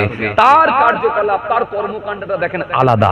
আর একটা লোক বেনামাজি লটারি খোর, সে দেখেন কবরস্থানে গিয়ে কি লাফান লাফাচ্ছে, কি চিল্লাচ্ছে, কি চিৎকার করছে, যেন মনে হচ্ছে এখানে হাট বসিয়ে দিয়েছে। কেন? ওর মধ্যে দিন নাই, শরীয়ত নাই, নামাজ নাই, ওকে পাল্টাবে। এজন্য ইবাদত আল্লাহ করার জন্য বলেছে, কেন? মানুষকে পাল্টে দেওয়ার জন্য। এই জন্য আল্লাহ কোরআনে কারীমের মধ্যে সুন্দর করে বলেছেন, ইয়া আইয়ুহান নাস উবুদু রাব্বাকুমুল্লাযী খলাকাকুম ওয়াল্লাযীনা মিন ক্বাবলিকুম লাআল্লাকুম তাত্তাকুন। হে মনুষ্য জাতি, মানুষ সকল, তোমরা রবের ইবাদত করো যিনি তোমাদেরকে সৃষ্টি করেছেন, তোমাদের পূর্বের মানুষগুলোকে সৃষ্টি করেছিলেন। উদ্দেশ্য অন্য কিছু নয়, লাআল্লাকুম তাত্তাকুন, যাতে করে তোমরা মুত্তাকি পরহেজগার খোদা ভালো হয়ে যেতে পারো। ভালো করার জন্য আল্লাহ রাব্বুল আলামিন আমাদেরকে ভালো করার জন্য বলেছেন ইবাদত করো, ভালো হওয়ার জন্য। আর আপনি যদি ভালো হতে চান, আপনার মধ্যে শরীয়ত থাকবে, দিন থাকবে, ইসলাম থাকবে। চলেন ভাইরা আমার, যে কথা বোঝাতে চাইছিলাম, তাহলে এই এশার নামাজটা পড়লে আপনার দেখবেন আলাদা তৃপ্তি তৈরি হবে, আলাদা আপনার মধ্যে মজা এসে যাবে, আলাদা একটা অনুভূতি আসবে। কেন? এশার নামাজ পড়ে ফেলেছি, টেনশন মুক্ত, চিন্তা মুক্ত। জি, আর যারা পড়ে না, এরা দেখবে কোনোদিনই পড়লো না, এদের বিবেক কিন্তু এদেরকে জাগাতে পারলো না। তখন আপনাকে বুঝতে হবে এর গোটা শরীরটা, অন্তরে, এর ভেতরটা, অন্তরটা মরিচায় পরিপূর্ণ হয়ে গেছে। এই যে রাসূলুল্লাহ বললেন, সারা শরীরের ভেতরে এক টুকরা গোশতের টুকরা আছে, ওই গোশতের টুকরাটা যেন ভালো হয়ে যাবে, আমি রাসূলুল্লাহ বলি গোটা শরীরে ভালো। আর ওই গোশতের টুকরা যারা খারাপ হয়ে যাবে, আমি নবী বলি তার গোটা শরীরে খারাপ হয়ে যাবে। সাহাবায়ে কেরামেরা জিজ্ঞাসা করলেন, হুজুর সেই গোশতের টুকরা আবার কোনটা? আল্লাহ নবী বললেন, আলা ওয়াহিয়াল কলব, সেটা হলো কলব, সেটা হলো অন্তর, সেটা হলো ভিতর, সেটা হলো কলব। এই কলবটা যারা খারাপ হয়ে যাবে, আমি রাসূল বলি গোটা শরীরটা তার খারাপ। এই জন্য কিছু মানুষ আছে দেখবেন, চেহারা তাদের ভালো থাকতে পারে, ড্রেস তাদের ভালো থাকতে পারে, জুব্বা তাদের ভালো থাকতে পারে, চশমা তাদের ভালো থাকতে পারে, টুপি তাদের ভালো থাকতে পারে, লুঙ্গি তাদের ভালো থাকতে পারে, কিন্তু কলবটা খারাপ হয়ে যাওয়ার কারণে তাদের আচরণ গুলো দেখবেন কখনো কুকুরের মতো হয়ে যায়। কলবটা খারাপ হওয়ার কারণে কখনো দেখবেন তাদের আচরণ গুলো দেখবেন হিমস্র প্রাণীর মতো হয়ে যায়। সামান্য বিষয় নিয়ে এমন ঘেউ ঘেউ করে ওঠে, সামান্য বিষয় নিয়ে এমন কুকুরের মতো চিৎকার করে। আসলে ওদের চেহারা ভালো, ড্রেস ভালো, পাঞ্জাবি ভালো, কিন্তু এই কল ভিতরের গোস্তটা খারাপ হয়ে যাওয়ার কারণে তাদের আচরণ গুলো খারাপ হয়ে গেছে, তাদের ব্যবহারটা খারাপ হয়ে গেছে, তাদের কথাবার্তার ধরনটা খারাপ হয়ে গেছে। তখন আপনাকে বুঝে নিতে হবে ওর সব ভালো আছে, খালি ওর আসল জিনিসটাই খারাপ, সেটা হলো কল্প খারাপ। বাসে চাপেন আপনারা? আরে কথা বলছেন না কেন? বাসে চাপেন তো মাঝে মাঝে, দেখেছেন বাস ব্রেক করলে মাঝে মাঝে দেখবেন লোকের পায়ে পা পড়ে যায়। আরে কথা বলছেন না কেন? ব্রেক করলে দেখবেন ভুলবশত পায়ে পা পড়ে যায়। বাস একবার যদি পায়ে পা পড়ে যায় 10 বার বলছে ভাই সরি ভাই, ভাই সরি ভাই, বাসটা স্যাটেল ব্রেক করেছে বুঝতে পারিনি, ভাই সরি ভাই, সরি। কথা বলছেন চোখে দেখতে পাসনি আমার চামড়া জুতো শুরু হয়ে গেল। আর কথা বলছেন না কেন? শুরু হয়ে যায় না? শুরু হয়ে গেল। কুত্তার মতো দেখুন ঘেউ ঘেউ ঘেউ ঘেউ ঘেউ ঘেউ করতে লাগলো। তখন আপনাকে বুঝতে হবে চেহারা ভালো, এর ড্রেস ভালো, এর পোশাক ভালো, কিন্তু এমন করছে কেন? তখন আপনাকে বুঝতে হবে ও তার ভেতরে ধর্ম না থাকার কারণে, তার ভেতরে ধর্ম না থাকার কারণে ওই মানুষটা সব ভালো থাকলেও কিন্তু কাল্পটা খারাপ হয়ে গেছে, ভিতরটা খারাপ হয়ে গেছে। আর এই ভিতরটা খারাপ হয়ে গেলে সব শেষ। সাহাবায়ে কেরামেরা জিজ্ঞাসা করলেন ইয়া রাসূলুল্লাহ, হাবিবাল্লাহ, এই কল্প ভালো করার কি কোনো রাস্তা নাই? কল্পকে ভালো করার কি কোনো রাস্তা নাই? ওয়াল্লাহ নবী, কল্পকে কি কোনো ভালো করার কোনো রাস্তা নাই? আল্লাহ নবী বললেন হ্যাঁ, কল্প ভালো করার রাস্তা আছে। কল্পকে যদি ভালো করতে হয় ধর্মকে পরিপূর্ণভাবে মেনে নিতে হবে, আর বেশি বেশি বেশি বেশি করে আল্লাহ আল্লাহ নামে তাসবিহ জিকির করতে হবে। কেন? জিকির করলে কল্প খুলে যায়, কল্প পরিষ্কার হয়ে যায়। অন্তরের মরিচা অন্তরের মরিচাকে পরিষ্কার করার একটাই উপায়, সেটা হলো জিকির করতে হবে। জি, এজন্য বয়স্ক লোকেরা, আমার মুরব্বী বাবাজিরা ফজর বাদে মাগরিব বাদে একটু বেশি বেশি করে কলেমা শরীফে জিকির করবে, মসজিদে গিয়েও করবেন, বাড়িতে থাকলেও করবেন। আর সময়টা চায়ের দোকানে দেবেন না। সময় যদি পান চায়ের দোকানে দেওয়ার দরকার নাই, খবরদার চায়ের দোকানে দেবেন। কি হবে চায়ের দোকানে? যে একদম চায়ের দোকানে দেবেন না। যদি চা খেতে ইচ্ছা করে 5 থেকে 10 মিনিট, তার বেশি না। ও ভালো করে একদম বাঁচার ওয়াজ করে দিচ্ছি আপনাদেরকে, বাঁচার ওয়াজ। চায়ের দোকানে যাবেন, যদি চা খেতে ইচ্ছা করে, সামনের মোড়টার নাম কি? বাদুরিয়া মোড়, যদুরাটি মোড়। যদুরাটি মোড়েতে যদি চা খেতে যেতে হয় তো মনে রাখবেন 10 মিনিট থেকে 15 মিনিট কি 20 মিনিটের টাইম নিয়ে যাবেন, তার বেশি না। একদম যাবেন, আস্তে আস্তে যাবেন, মুসলমানকে দেখবেন আসসালামু আলাইকুম, ওয়া আলাইকুম আসসালাম, হাসি মুখে বলবেন কি গো ভাই কেমন আছো? মুখের মিষ্টতা ঠিক রাখবেন। হাদিস পাকের মধ্যে এসেছে রাসূলুল্লাহ সাল্লাল্লাহু আলাইহি সাল্লামকে জিজ্ঞাসা করা হলো, হুজুর, ইয়া রাসূলুল্লাহ, হাবিবাল্লাহ হুজুর, এই যে দেখছেন না 3টে লাশ হুজুর, 3টে লাশ। আল্লাহ নবীকে ডাকা হলো, হুজুর দেখেন না হুজুর 3টে লাশ, 3টে মাইয়াত হুজুর, 3টে লাশ। হুজুর 3 জনই ভালো লোক হুজুর, এই 3টে লাশ হুজুর দেখেন, 3টে মাইয়াত হুজুর পড়ে আছে দেখেন হুজুর, 3 জন মারা গেছে হুজুর, 3টে লাশ। তো হুজুর এই 3 জনই ভালো লোক। হে তরুণিয়া নওজোয়ান যুবকের, ইয়া মে বুরুপির মামারা সুরে কে দিন, মামারা জিনে কে দিন, আল্লাহ নবী গেছে সময় বলা গো ইয়া রাসূলুল্লাহ ইয়া হাবিবাল্লাহ হুজুর এই যে তিনটে লাশ আপনি দেখতে পাচ্ছেন তিন জনাই ভালো লোক ভালো লোক ভালো লোক ভালো লোক কিন্তু তিনজনের ভেতরে একজনের দিকে সাহাবায়ে কেরামেরা আগুনের ইশারা করলেন ইন্ডিকেট করলেন ইয়া রাসূলুল্লাহ ইয়া হাবিবাল্লাহ হুজুর যার দিকে ইন্ডিকেট করা হচ্ছে আগুনের ইশারা দেয়া হচ্ছে এই মানুষটা ছিল অত্যন্ত ভালো মানুষ কিছু কথা শুনছেন খুব ভালো করে বুঝলেন বিশেষ করে মুরব্বীরা ভালো করে বুঝলেন বুখারী শরীফের মধ্যে এসেছে এই মানুষটা যার দিকে ইন্ডিকেট করা হচ্ছে আগুনের ইশারা দেয়া হচ্ছে এই লোকটা বড় ভালো ভালো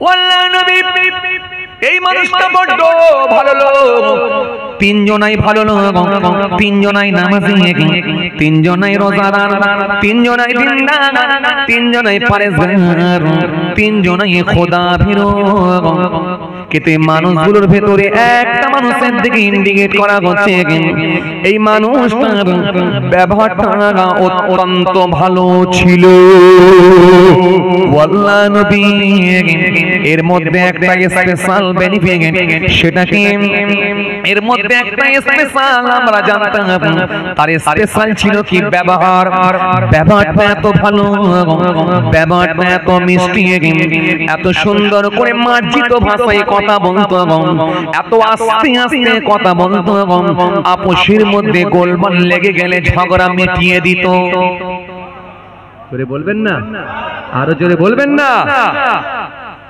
ঝগড়া মিটিয়ে দিত ব্যাপারটা এত ভালো ছিল এত মিষ্টি ছিল হুজুর আগুনে পেট্রোল ঢালা তো দূরের কথা বরং ওই আগুনকে কিভাবে নেভানো যায় এই চেষ্টা যখনই গোলমাল হতো পৌঁছে যেত বিরেতে পৌঁছে গিয়ে কি হলো ভাই দুজনের বক্তৃতা শুনে দুজনের কথা শুনে এমন সুন্দর করে দুজনকে বোঝাতো দুজনেরই অন্তর নরম হয়ে যেত ঝগড়া লাগিয়ে দেওয়া তো দূরের কথা ঠান্ডা করে দিত আর এই কথাটা আমার আল্লাহ কোরআনের মধ্যেও বলেছেন ইন্নামাল মুমিনুনা ইখওয়াতুন ফাসলিহু বাইনা আখওয়াইকুম ওয়াত্তাকুল্লাহ লাআল্লাকুম তুরহামুন এই কথাটা আল্লাহ কোরআনের ভিতরেও বলেছেন কি বলেছেন ইন্নামাল মুমিনুনা ইখওয়াতুন মুমিন হবে ভাই ভাই মুমিন হবে কথা বলে মুমিন হবে ভাই ভাই ফাসলিহু আখওয়াইকুম আর তাদের মধ্যে কোনো সমস্যা তৈরি হলে সেটাকে আপোস করে নেবে মিলিয়ে নেবে ভাই রে যা হয়েছে ছাড় না ভাই ভুল তো হতেই পারে আমরা তো মানুষ ভুল হয়েছে আরে ছাড় না দুদিনের দুনিয়া কে কদিন বাঁচবে এত সুন্দর করে মিউচুয়াল করে দেবে মিলিয়ে দেবে আল্লাহ বলছেন এটা মুমিনের আলামত তোমরা পেয়ে যাবে লোকটার মধ্যে দাঁড়িয়ে আছে লোকটার মধ্যে টুপি আছে লোকটার মধ্যে জুব্বা আছে কিন্তু লোকটা এত বদমেজাজি লোক এত উগ্র লোক এত আওয়াজ হচ্ছে কর্কশ ভাষায় আওয়াজ দেয় এত আওয়াজটা কঠিন এত আওয়াজটা এমন তার কড়া এমন আওয়াজ দেয় লোকে যেতে তার কাছে ভয় করে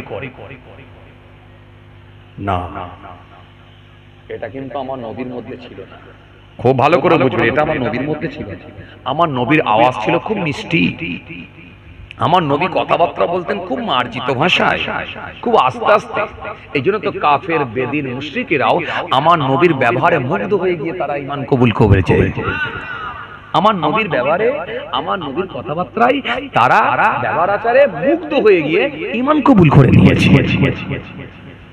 আপনি নামাজি লোক হলে তো আপনি উগ্র কথাবার্তা বলতে পারবেন না আপনি নামাজি হলে তো আপনি কর্কশ ভাষায় কথাবার্তা বলতে পারবেন না আপনি নামাজি হলে তো আপনার টোনটা ভলিউমটা এত বেশি থাকতে পারে না আপনার নামাজি হলে আপনি ভালো মানুষ হলে আপনার আওয়াজটা তো এত উঁচু আওয়াজে থাকতে পারে না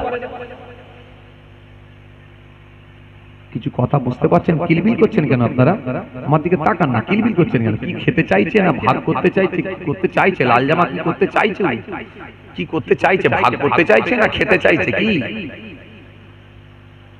কাউকে কিছু বন্টন করতে চাইছে নাকি কি দিচ্ছে? আতর। আতর দিচ্ছে। সমস্যায় পড়েছি আল্লাহ। হুজুর দেখেও ফেললো, দেখেও ফেললো, মুশকিল। একটু পরে ভাগযোগ হোক, খেয়াল করেন, খেয়াল করেন। বন্ধু থাকলে ভাগযোগ তো করতেই হবে, একা খেলে হবে? ওরা তো খারাপ ভাববে, তাই না? সবাইকে তো দিয়ে খেতে হয়, তো একটু পরে হোক। আসেন, এখন খাওয়া দাওয়াটা বন্ধ থাক। কি বলছিলাম? হ্যাঁ, সাহাবায়ে কেরামেরা এই তিনটে লাশের ভিতরে একজনের দিকে ইন্ডিকেট করলেন, করে কি বললেন? এই মানুষটা অত্যন্ত ভালো। সবাই ভালো হুজুর, কিন্তু এর ব্যবহারটা ছিল একটা আলাদা। ব্যবহারে মানুষ মুগ্ধ হয়ে যেত। এই শুনছেন আপনারা? ব্যবহারে মানুষ মুগ্ধ হয়ে যেত। ব্যবহার হুজুর, আপসের মধ্যে গোলমাল লেগে গেলে ঝগড়া বন্ধ করে দিত, এমন ভাবে মিষ্টি মিষ্টি করে কথা বলতো। আর আল্লাহ এই জন্য কোরআনের মধ্যে আয়াত দিলেন, মুমিনের ব্যবহারটাও কিন্তু অন্যরকম হবে, ভাই ভাই হয়ে যাবে। আর কি? ফাসলিহু বাইনা আখওয়াইকুম। আর তাদের মধ্যে সমস্যা তৈরি হলে আপোষ করে নেবে। আর কি? আত্তাকুল্লাহ, তারা আমি আল্লাহকে ভয় করবে। জোরে বলবেন না? আত্তাকুল্লাহ, তারা আমি আল্লাহকে ভয় করবে। লাআল্লাকুম তুরহামুন, আর তাদের উপরই আমি আল্লাহর দয়া অনুগ্রহ এটাও থাকবে। আমার দয়া তাদের উপরে থাকবে। এরা ঈমানদার মুমিন। কেন? ইবাদত করার নির্দেশ দেওয়া হয়েছে এই জন্য, আপনাকে নম্র করে দেওয়ার জন্য, আপনাকে ভদ্র করে দেওয়ার জন্য, আপনার মধ্যে শিষ্টাচার আনার জন্য, বড় ছোট মানামানির জন্য, আপনার কার্যকলাপ কর্মকাণ্ডটা সব নবী আনা নাকশাই করে দেওয়ার জন্য, এই জন্য ইবাদত করার নির্দেশ দেওয়া হয়েছে। ইবাদত করলে আপনি উগ্র থাকতে পারবেন না, আপনার গলার আওয়াজ অত বড় হবে না, কবরস্থানে গিয়ে চিল্লাতে পারবেন না, মসজিদে গিয়ে চিল্লাতে পারবেন না, মসজিদে গিয়ে চিল্লে হাট বসিয়ে দিতে পারবেন না, গোরস্থানে গিয়ে চিল্লে লোককে ভয় খাইয়ে দিতে পারবেন না, জানাজার নামাজে এমন আওয়াজ দেবেন গোটা লোক সব আপনার দিকে তাকিয়ে থাকবে যেন কত বড় মাস্তান এসেছে। না, এগুলো নেতাদের আলামত। এই নেতারা চিৎকার দেয়, দিয়ে বুঝিয়ে দেয় আমি একজন হত্যাকর্তা, এখানে আমি দাদা। এই দাদাগিরিটা চলবে না ইসলামে। খুব ভালো করে বুঝবেন, খুব ঠান্ডা মাথায় বুঝবেন বাবাজি, খুব ঠান্ডা ব্রেনে বুঝবেন। এত সহজ কিছু কথা বুঝতে পারছেন? জি, চলো তাহলে আমার নবীকে কি বলে হুজুর, এই তিনটের ভেতরে এই মানুষটার ব্যবহারটা অত্যন্ত ভালো ছিল। খুব আস্তে আস্তে কথা বলতো, মার্জিত ভাষায় কথা বলতো, হাসি মুখে কথা বলতো। হুজুর, আমাদের জান ঠান্ডা হয়ে যেত। হুজুর, এই মানুষটা চলে গিয়ে আমাদের বিরাট ক্ষতি হয়ে গেল, বিরাট ক্ষতি হয়ে গেল। আল্লাহ নবী সাল্লাল্লাহু বললেন, হে আমার সাহাবীরা, শরীরকে না তোমরা ইমানদারের দল, যাকে ভালো ভালো ভালো বলে সাক্ষ্য দেবে, আমার আল্লাহ তোমাদের সাক্ষ্যটা কবুল করে নিয়ে ওই ব্যক্তিটাকে আল্লাহর জান্নাতি করে দেবে। কেন? আমার আল্লাহ ঈমানদারের সাক্ষ্য কবুল করে, ঈমানদারের সার্টিফিকেটকে আমার আল্লাহ কবুল করে। ঈমানদার যাকে ভালো লোক বলবে আমার আল্লাহর কাছে সেই মানুষটা ভালো লোক হয়ে যাবে। যদি মরে যায় আর বিড়িখোর এসে যদি বলে লোকটা খুব ভালো লোক ছিল গো, কথা মনে বুঝতে পারে না। একটা গাঁজাখোর মরে গেছে, গাঁজাখোর, আর বিড়িখোর এসে বলছে মানুষটা খুব ভালো লোক ছিল গো। একটা মাতাল এসে বলছে লোকটা খুব ভালো লোক ছিল গো। আসলে কি সার্টিফিকেট কবুল হবে? কথা বুঝে না, কি মানে উত্তর দিচ্ছেন না কেন? এই সার্টিফিকেট কবুল হবে না। এর সার্টিফিকেটের কোনো দাম নেই, এর স্বাক্ষর কোনো দাম নেই। কেন? আরে গাঁজাখোর মরেছে আর মাতাল এসে বলছে খুব ভালো লোক ছিল। কেন? ও যদি বেঁচে থাকতো তাহলে ওর সঙ্গে একটু ভাগ নেওয়া যেত। কথা বলে দুজনের মধ্যে মিলেমিশে হতো তো। আরে কথা বলে, কখনো গাঁজা ওর কাছে না থাকলে এ দেয়, কখনো মদ ওর কাছে না থাকলে ও দেয়, তো দুজনে ভাগযোগ করে খাই ভেরির পাশে। এখন গাঁজা করে আফসোস করছে কে মদ খোর। মনে রাখবেন এই সাক্ষ্য কিন্তু কবুল হবে। ঈমানদার মুমিন ইমানদার যদি সাক্ষ্য দেয় লোকটা ভালো লোক, আল্লাহর নবী বলছেন ওর সাক্ষ্যটা আল্লাহর দরবারে কবুল হয়ে যাবে। কিছু কথা বুঝতে পারছেন? চলেন এবার আমি আগের দিকে ফিরে যাচ্ছি, যেখান থেকে ছেড়ে এলাম। ঠিক খেয়াল করেন, আমি কিন্তু সেই দিকে আবার ফিরে যাচ্ছি। কোথায় ছিলাম? ওই যে বলেছিলাম যদুরহাটিতে চা খেতে যাবেন যখন, মনে আছে আপনাদের? ভুলে গেছেন না? মনে আছে? মনে আছে? চা খেতে যাবেন। এই যে চা খেতে যখন গেলেন, আপনি কিন্তু 2 ঘন্টা 3 ঘন্টার সময় নিয়ে যাবেন না।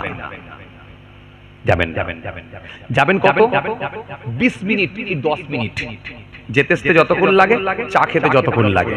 আর যাবার পথে আপনি যতগুলো মানুষের সঙ্গে দেখা পাবেন, মুসলমান হলে সালাম দেবেন, অমুসলিম হলে ভালো মন্দ জিজ্ঞাসা করবেন, কিন্তু বেশি সময় দেবেন না। বেশি সময় দিলে আপনি জালে জড়িয়ে যাবেন। বেশি সময় দেবেন না। মাচায় গিয়ে বেশি সময় নয়, চায়ের দোকানে গিয়ে বেশি সময় নয়। কেন? আপনার অজান্তে কিছু গুনাহ হয়ে যেতে পারে, আপনার নলেজে না, আপনার ধারণাতেই আসছে না যে এটা পাপ, এটা গুনাহ, আপনি জানেন না, অথচ গুনাহ। কেন? গুনাহ এত বর্তমানে বেড়ে গেছে, ফিতনা এত বেড়ে গেছে, বৃষ্টির নাই ঝরছে। আর যদি একবার আপনাকে লেগে যায়, ওই ছোঁয়া যদি পেয়ে যান, আপনি জালে জড়িয়ে যাবেন। বেশি সময় নয়, আপনি যান, গিয়ে 2-10 মিনিট গিয়ে চায়ের দোকানে চা খেলেন, নিজের প্রয়োজন মেটালেন, চলে আসেন। কেন? যদি চলে না আসতে পারেন তাহলে কিন্তু নিজেকে বাঁচাতে পারবেন না। বেশি লোকালয়ে যাবেন না, বেশি লোকালয়ে যাবেন না, বেশি লোকালয়ে যাবেন না, বেশি ভিড়ভাট্টায় ঢুকবেন না। তাতে আপনাকে লোক যদি খারাপ লোক বলে বলুক, তাতে আপনাকে লোক যদি বলে কারোর সঙ্গে মেশে না তো বলুক, তাতে আপনাকে যদি লোক বলে অহংকারী তো বলুক, কিন্তু আপনার মধ্যে অহংকারও নাই, আপনার মধ্যে কোনো খারাপিও নাই। আপনি কোরআন হাদিসের নকশায়, কোরআন হাদিসের মাপকাঠি দিয়ে চলছেন। কেন? বেশি মাচায় গিয়ে বসলে দেখবেন এমন কিছু কথাবার্তা হয়ে যাবে যেটা গীবতের হয়ে যাবে।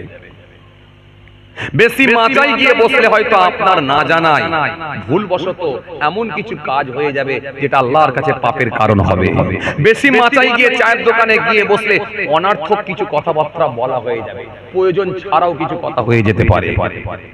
দরকার না, নিজেকে বাঁচাতে হবে, নিজেকে বাঁচাতে হবে। বলবেন হুজুর তাহলে এত সময় কোথায় দেব? সময় যদি আপনি পান, ওই সময়গুলো আপনি দেন। আমার আল্লাহ সুন্দর করে বললেন, সময় যদি আপনি পান, ওই সময়টা আপনি দেন। কোথায় দেবেন? বলবেন হুজুর এত সময় আমি কোথায় দেব? নিশ্চয়ই আপনি সময় দেবেন। সময়টা আপনি দেন, আপনি সময়টাকে অন্য জায়গায় ব্যয় করুন, সময়টাকে আপনি অন্য জায়গায় ব্যয় করুন।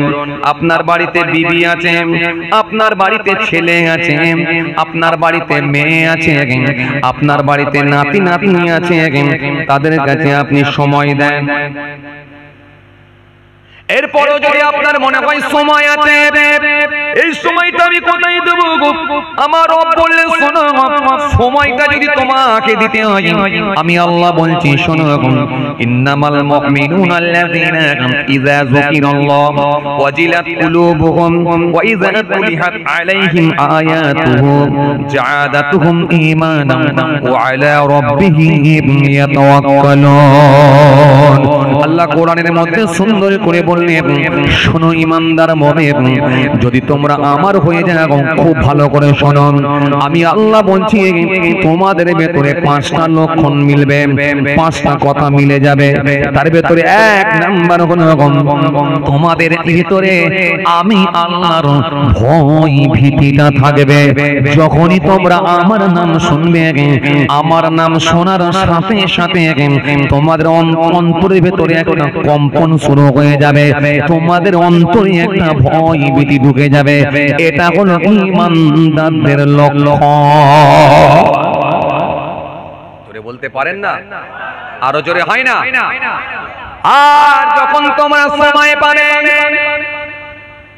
সময় যখন পাবে, মাচাতে নয়, চায়ের দোকানে নয়, ক্লাব ঘরে নয়, চায়ের দোকানে নয়, সময় যদি পাও আমি আল্লাহ সুন্দর করে বলি যদি তোমরা ঈমানদার হয়ে যাও, মুমিন হয়ে যাও, মুমিন সর্বসময় তারা আমার কোরআন শরীফ শুনতে পছন্দ করবে, ভালোবাসবে। কেন? মুমিনের ঈমানটা আমার কোরআন শুনলে তাজা হয়ে যাবে, তাদের ঈমানটা বৃদ্ধি পাবে, বেড়ে যাবে যদি তারা আমার কোরআন শুনে। আমার কোরআন শুনতে তারা বড় পছন্দ করবে। সময় যদি তোমরা পেয়ে যাও, মসজিদে ইমাম সাহেব ছাত্রদেরকে, ছোট ছোট বাচ্চাদেরকে যখন কোরআন শরীফ পড়াচ্ছে, ওই মসজিদে গিয়ে ইমাম সাহেবের পাশে গিয়ে বসে থাকো। ইমাম সাহেব তেলাওয়াত করছে, মাথাটা নিচু করে ইমামের দিকে মনটা লাগিয়ে, আল্লাহর কোরআনের দিকে কানটা লাগিয়ে বসে বসে বসে বসে শ্রবণ করো। এটা হবে মুমিনের আলামত, লক্ষণ।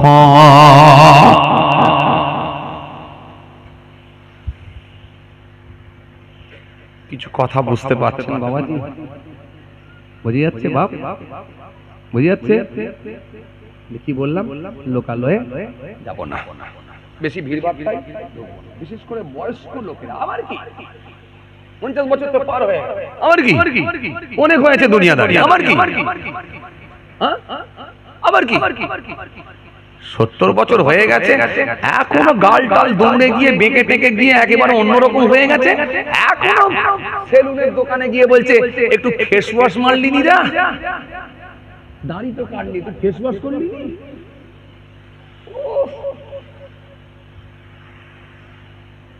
বদমাইশি করার জায়গা পাওনি? হ্যাঁ, ফর্ম দিয়ে দাড়ি কাটতে বলছে, কাজ খুঁজে পাইনি। 32টা দাঁতের ভেতরে 30টা ভেঙে গেছে, দুটো মাত্র আছে, সে আবার সেলুনের দোকানে গিয়ে বলছে ফর্ম দিয়ে দাড়ি কাট। কি বাবাজি রাগটা করছেন নাকি আপনারা? আমি আপনাদেরকে বলিনি রে, কি মুশকিল বলো দেখিনি, এরা খালি ভাবছে আমাদেরকে বলছে কেন। আমি আপনাদের সঙ্গে কোনো রাগারাগি আছে নাকি? আপনাদেরকে বলবো কেন? আমি বর্তমান সিচুয়েশনের দিকে লক্ষ্য করে, বর্তমান অবস্থার দিকে লক্ষ্য করে, বর্তমান প্রেক্ষাপটের দিকে লক্ষ্য করে আমি বলছি, আপনাদেরকে বলছি। তো আপনারা আলহামদুলিল্লাহ গ্রাম জানেন, এটা যদুরাটি, এইসব গ্রামের লোক আলহামদুলিল্লাহ ভালো। কি বলেন আপনারা? হয়তো মনে হয় গোটা গ্রাম খুঁজলে মনে হয় একটা বিড়িখোর পাওয়া যাবে না। কি বলেন আপনারা? যে মুচকি মুচকি হাসছে, মুচকি মুচকি হাসি দিচ্ছে, বলছে হুজুর ওই যাওয়ার সময় বোঝা যাবে হুজুর কি হচ্ছে। না না না, অবদান সময় পেলে একটু কোরআন শরীফ শোনেন বসে বসে। নিজে যদি পড়তে পারেন আলহামদুলিল্লাহ, না পারলে যে পড়তে পারে তার কাছে বসে বসে কোরআন শোনেন। রব বলছে তার ঈমানটা তাজা হবে, ঈমানটা বৃদ্ধি পাবে, বেড়ে যাবে। এটা হবে মুমিনের আলামত। আর যখন তোমরা এক কাপ চা খেতে যাবে, চা যদি এক কাপ খেতে হয়, চা যদি যদুরাট বাজারে যেতে হয়, তবে মনে রেখে দিও এমন কিছু বন্ধু যেন বানিয়ে ফেলো না, এমন কোন সঙ্গ যেন বানিয়ে ফেলো না যে সঙ্গ, যে বন্ধু তোমাকে জাহান্নামে নিয়ে যাবে। এরকম বন্ধু থেকে তুমি বেঁচে থাকার চেষ্টা করো, এরকম বন্ধুগুলোকে তুমি ত্যাগ করো। এই বন্ধুর সঙ্গে যেন মিশতে যেও না। কেন আমার নবী সুন্দর করে বললেন, মান আহাব্বা লিল্লাহ ওয়া আগবাদা লিল্লাহ ওয়া আতা লিল্লাহ ওয়া বানা লিল্লাহ ফাকাদ ইসতাকমালাল ঈমান। আল্লাহ রাসূল করে বলেন, বন্ধুত্ব যদি বানাতে হয়, কাউকে যদি বন্ধু হিসাবে গ্রহণ করতে হয়, কারোর সঙ্গে যদি রিলেশন রাখতে হয়, কারোর সঙ্গে যদি সম্পর্ক রাখতে হয়, কারোর সঙ্গে যদি বাজারে যেতে হয়, কারোর সঙ্গে যদি বেড়া চাপা মরে যেতে হয়, কারোর সঙ্গে যদি বসিরহাটে যেতে হয়, কারোর সঙ্গে যদি বারাসাতে যেতে হয়, এমন একটা বন্ধু করো যে বন্ধুটা সর্বসময় তোমাকে ভালো সাজেশন দেবে। কথা কিছু বুঝতে পারছেন? এমন একটা বন্ধু করা যে বন্ধুটা সর্বসময় তোমাকে ভালো সাজেশন দেবে, ওই বন্ধুটার ভেতরে নামাজ আছে, দ্বীন আছে, শরীয়ত আছে, ওই বন্ধুটার ভেতরে আল্লাহ আল্লাহ রাসূল আছে, ওই বন্ধুটা নিজে নামাজি আর তোমাকেও ডেকে নিয়ে যাবে নামাজ পড়ার জন্য। এই রকম একটা সঙ্গ তৈরি করো, তাহলে মনে রাখো এই বন্ধুত্বটা হলো আল্লাহর জন্য। বন্ধুত্ব করবে আল্লাহর জন্য। من أحب لله وأبغض لله وأتى لله ومنع لله فقد استحق الإيمان। সম্পর্ক যদি রাখতে হয় কারোর সঙ্গে, সেটা করো আল্লাহর জন্য। শুনছেন আপনারা? খুব তাকান। তাহলে এবারে বেড়াতে মরে যাবে, যদুরাটি মরে যাবে, সেই মানুষটার সঙ্গী যান যে মানুষটা পাঁচ ওয়াক্ত নামাজি ধার্মিক ইমানদার, তার সঙ্গী যান। কারণ নিজেও ভালো, আপনাকে ভালো লাইন দেখাবে, সেটাও ভালো, সে কখনো আপনাকে অসৎ লাইন দেখাতে পারবে না। তাহলে মনে রাখবেন এটাই হলো নবীর সুন্নাত, হাদিস সম্মত হয়ে গেল। আর কি বন্ধুত্ব হলো আল্লাহর জন্য, এটা আল্লাহর জন্য হয়ে যাবে। আর যদি কারোর সঙ্গে সম্পর্ক ছিন্ন করতে হয়, কারোর সঙ্গে যদি সম্পর্ক কেটে দিতে হয়, সম্পর্ক যদি মাইনাস করতে হয়, সেটাও করো আল্লাহর জন্য। সম্পর্ক কাটবে। কিসের জন্য কাটি আমরা? মুদিখানার দোকানে ধার করে ফেলেছে, পয়সা দেয় না। আরে কথা বলছেন না কেন? পয়সাটা একবার পাই, তোর সঙ্গে বেটা জীবনে কথা বলবে, কথা বলছেন না কেন? যে কোনো ভাবে এখন ঠান্ডা বেড়ে নে, ওর মাথায় হাত বুলিয়ে খালি পয়সাটা, তারপরে জীবনে আর তোর সঙ্গে কোনো সম্পর্ক রাখবো না। কথা বলছেন না কেন? হ্যাঁ কিছু বলেন না। কিলি ঝগড়া হয়েছে, কিলি হয়েছে, বাড়ি করবেন, পিলার পুঁতেছেন, এখন পিলারটা দেখা যাচ্ছে, যেখানে পুঁতেছেন দেখা যাচ্ছে পাশের বাড়ির লোক আপত্তি করছে, ঝগড়া মনোমালিন্য। তখন বললো ও যখন আমাকে পিলার পুঁততে দেয় না, ওর সঙ্গে আর কোনো সম্পর্ক রাখতে হবে না। বড় ছেলেটাকে বলে, এই বড় ছেলে, ও ছেলের সঙ্গে আর বন্ধুত্ব রাখবি না, ওদের ঘরে যাবি না। কথা বলছেন না কেন? এই ছোট ছেলেকে, ছোট ছেলে, ওদের বাড়িতে যাবি নি, আর ওর ছেলের সঙ্গে মিশবি নি, সম্পর্ক শেষ। সম্পর্ক না না না না, এই সম্পর্ক ছিন্ন করা নয়। আল্লাহ নবী সুন্দর করে বললেন, সম্পর্ক যদি কারোর সঙ্গে ছিন্ন করে দিতে হয়,